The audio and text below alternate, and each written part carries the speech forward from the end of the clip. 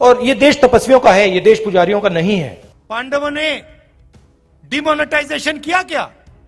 नोटबंदी की थी क्या? कांग्रेस नेता राहुल गांधी इन दिनों भारत जोड़ो यात्रा कर रहे हैं।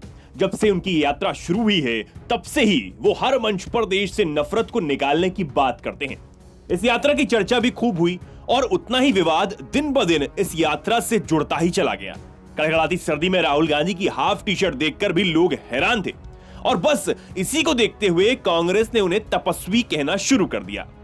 शायद राहुल ने यह बात सच भी मान ली, तभी तो वो इस देश को पुजारियों का देश नहीं तपस्वियों का देश बताने लगे और खुद को तपस्वी तक मानने लगे। इसी के साथ उन्होंने पुजारियों पर ऐसा बयान दे दिया जिसे सुनकर बीजेपी भी कांग्रेस और राहुल पर खूब हमलावर नजर आई।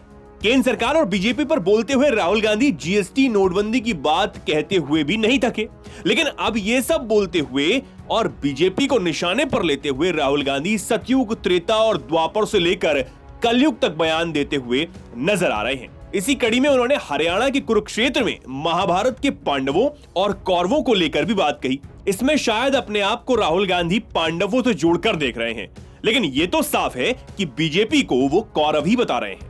और ये देश तपस्वियों का है, ये देश पुजारियों का नहीं है। रियलिटी इस देश की ये है। अब तक नोटबंदी, जीएसटी और अन्य तमाम मुद्दों पर बोलते हुए राहुल बीजेपी को घेरने की कोशिश करते रहे, लेकिन अब यहां आकर वो खुद ही फंस गए और ऐसा फंसे कि वो कुछ का कुछ ही बोलते हुए दिखाई दिए। उन्होंने अब क्या कुछ कहा वो आपको सुनना चाहिए। वो आखिर कैसे फंसे? दरअसल उन्होंने बीजेपी को घेरने के लिए पांडवों और कौरवों का सहारा लिया और वो इसमें जीएसटी और नोटबंदी फंसा बैठे। सुनिए कैसे। पांडवों ने डिमोनेटाइजेशन किया क्या? नोटबंदी की थी क्या? गलत जीएसटी लागू की थी क्या? कभी करते? कभी नहीं करते। क्यों नहीं करते? क्योंकि वो तपस्वी थे।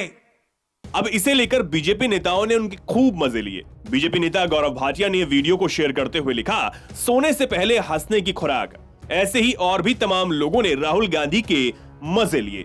लेकिन अब यह समझना बहुत मुश्किल है कि नोटबंदी और जीएसटी पर बोलते हुए राहुल गांधी पांडवों और कौरव को कहां बीच में ला बैठे। वैसे भी राहुल गांधी ऐसे उटपटांग बयान देते ही रहते हैं। कभी आटे को लीटर में नापना हो या फिर आलू से सोना निकालना हो, उनके लिए बाएं हाथ का खेल है। फिलहाल की खबर में इतना ही। देश और दुनिया की तमाम खबरों को जानने के लिए देखते रहिए वीके न्यूज। वीके न्यूज, राष्ट्र के नाम।